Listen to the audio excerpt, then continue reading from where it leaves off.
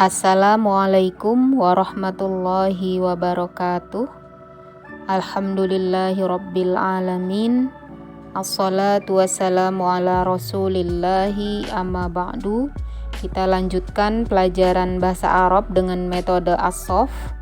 Rumus yang ketiga yaitu apabila isim ma'rifat bertemu dengan isim ma'rifat, ya, atau biasanya kita menyebutnya dengan nama rumus mamasa, ya. Nah, kita baca penjelasannya, ya. Isim ma'rifat yang kedua, ya. Isim ma'rifat yang kedua itu barisnya mengikuti isim ma'rifat yang pertama. Nah, kemudian bagaimana dengan isim ma'rifat yang pertama? Ya, isim ma'rifat yang pertama apabila tidak ada amil di depannya maka dia dibaca rofa. Nah, apabila didahului amil jer maka isim ma'rifat yang pertama itu dibaca jer. Nah, apabila di depannya ada amil nasab maka isim ma'rifat yang pertama dibaca nasab, ya. Sedangkan isim ma'rifat yang kedua tadi disebutkan di awal selalu mengikuti isim ma'rifat yang pertama. Nah, maka ada di dalam kolom ini ada tulisan sama, ya. Sama itu menunjukkan baris atau harokat dari isim ma'rifat yang kedua itu sama dengan mengikuti, ya, sama atau mengikuti dengan isim ma'rifat yang pertama. Nah, kita lanjutkan dengan contohnya. Contoh yang tanpa amil, ya, di depannya tidak ada amil. Jadi contohnya al-kitabu al-jadidu atau al-kitabul jadidu. Nah, yang kedua contohnya yang di depannya ada amil nasab. Contohnya adalah innal kitabal jadida atau inna al-kitaba al-jadida.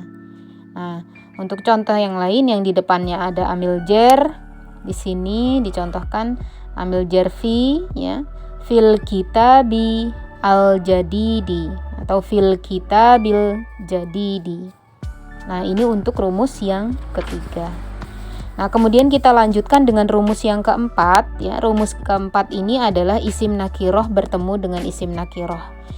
Nah, untuk rumus yang keempat ini ada 4A dan ada 4B. Untuk 4A itu nakiroh bertemu nakiroh sifat. Ya, untuk 4B-nya nakiroh bertemu nakiroh atau kita bisa juga sebut nakiroh bertemu nakiroh non sifat. Nah, kalau dari rumus ini berarti kan di sini di catatannya kita harus menentukan isim yang kedua, ya. Isim yang kedua itu apakah dia nakiroh sifat atau nakiroh non sifat. Nah, kemudian di halaman ini dijelaskan tentang ciri-ciri, ya, di halaman 12 itu ciri-ciri kata sifat, ya, ciri-ciri kata sifat atau isim sifat, ya. Isim yang merupakan kata sifat. Nah, yang pertama di sini berdasarkan ciri fisiknya, ya, bisa kita lihat fisiknya secara langsung, ya. Yang mewakili, ya. Yang pertama adalah adanya alif pada huruf yang kedua. Nah, contohnya itu salimun atau alimun. Nah, itu alifnya ada tanda merahnya. Nah, yang kedua contohnya adalah ciri isim sifat itu secara fisik adalah ya di huruf yang ketiga. Contohnya tawilun, soghirun, ya. Kemudian yang ketiga contohnya adalah cirinya adalah waw di huruf yang ketiga. Contohnya soburun, gofurun. Kemudian yang keempat diawali huruf mim, ya. Contohnya adalah mu'minun dan muslimun. Nah, yang kelima diawali dengan hamzah yang bermakna warna. Contohnya abyadu, aswadu. Berikutnya yang nomor 6 adalah diakhiri dengan ya atau ya dan ta, ya. Contohnya kalau yang diakhiri dengan ya yaitu islami atau diakhiri dengan ya ta yaitu islamiyatun. Nah, yang ketujuh ada alif dan nun, ya, di huruf keempat, ya, dan kelimanya. Contohnya rahmanu atau godbanu, ya. Nah, ciri-ciri kata sifat ini tentu saja harus kita ingat ya. Untuk mudahnya, kalau saya biasanya mengatakan untuk mudahnya itu ketika kita misalnya menyebut alif di huruf kedua, itu sudah ada di dalam pemikiran kita itu berupa contohnya. Jadi bukan hanya alif di huruf kedua, waw di huruf ketiga, ya di huruf ketiga misalnya, tapi dengan contoh yang ada di kepala kita. Misalnya alimun, oh iya ini alif di huruf kedua, atau tawilun atau soghirun, itu sudah kita bayangkan dengan ya di huruf ketiga, itu contohnya adalah itu. Nah kemudian waw, misalnya kita hafalkan, kita sebutkan waw di huruf ketiga misalnya, itu sudah dengan bayangan kata gofurun ya. Supaya apa? Supaya tidak sekedar menyebutkan ciri fisiknya, tapi juga tergambar di benak kita, ada bayangannya bahwasanya ada contohnya tuh seperti ini ya, seperti tadi tawilun, soghirun misalnya, atau salimun, itu demikian.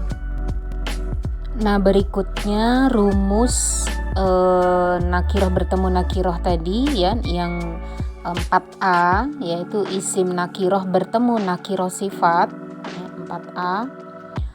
Jadi nakiroh sifat itu dia mengikuti harokat nakiroh yang pertama. Jadi cara membarisi nakiroh sifat itu adalah mengikuti baris dari nakiroh isim nakiroh yang pertama. Nah contohnya di sini di halaman 13 yang tanpa amil ya, ustadzun karimun. Nah kemudian ada amil nasab di depannya, inna madrasatun soghirotun. Nah tunnya di soghirotun itu dia barisnya atau harokatnya mengikuti isim nakiroh yang di depannya.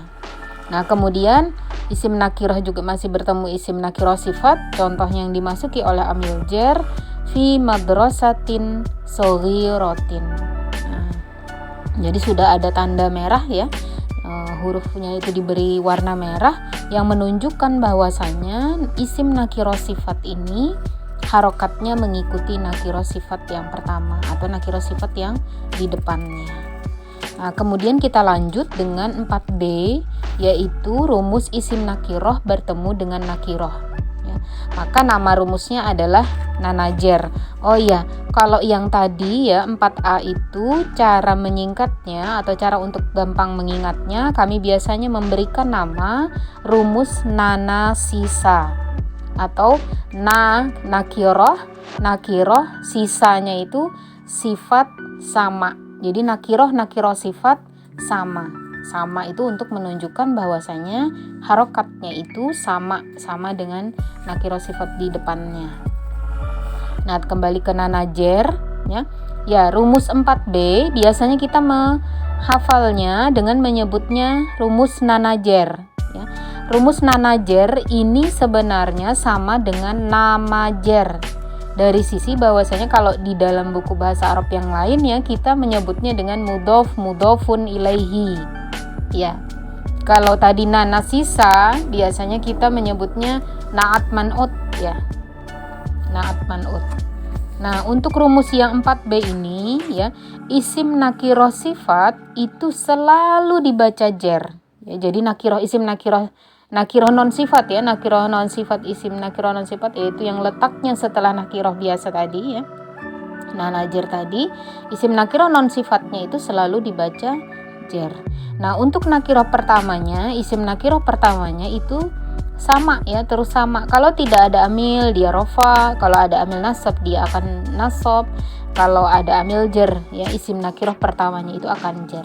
Nah sedangkan nakiroh sifat ya, isim yang kedua yang berupa nakiroh sifat itu selalu jer.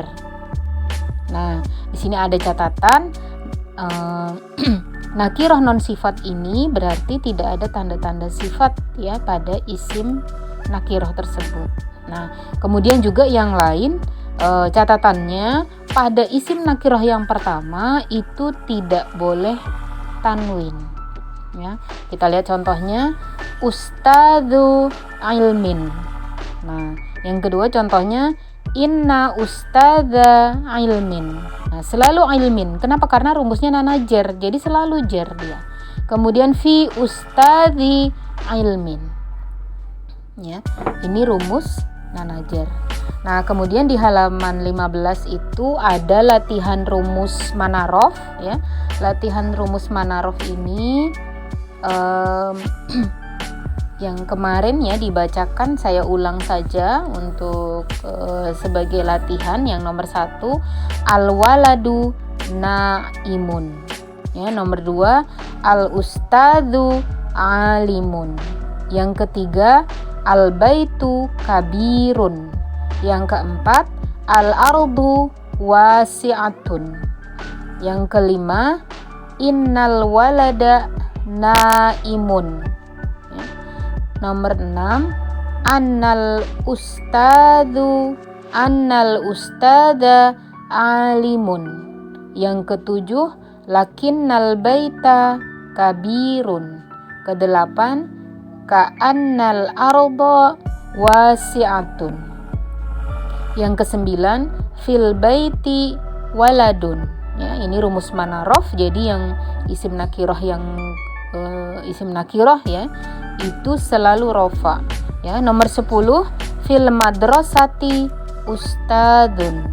Ya, nomor 11, minal qur'ani nurun wahidayatun. Ya, nomor 11 ini agak sedikit berbeda karena nakirohnya itu ada wawunya, setelah itu ada kata lain lagi ya. Nanti kita pelajari lebih lanjut. Itu karena ada waw atof ya. Maka bacanya hidayatun. Nah, yang untuk berikutnya ini PR-nya adalah latihan rumus nama jer. Nah, ini PR-nya. Nomor 1 sendiri, ya nomor 2 tersendiri, itu jawabannya. Nomor 1 misalnya qaulur rasuli. Nah, itu nomor 1. Kemudian nomor 2 apa ya? Nah, untuk PR berikutnya adalah latihan gabungan rumus 1 dan 2. Nah, ini disambung ya. Nomor 1 sampai nomor 10 itu dianggap satu kalimat. Nomor 11 sampai 17 itu dianggap satu kalimat. Jadi dia bersambung, itu dianggap sebuah rangkaian kalimat. Nomor 1 sampai 10 itu satu rangkaian kalimat. Nomor 11 sampai 17 itu rangkaian kalimat. Ya, demikianlah materi kita yang ketiga, pembelajaran bahasa Arab dengan metode as-sof. Semoga bisa difahami dan bisa diterapkan nantinya.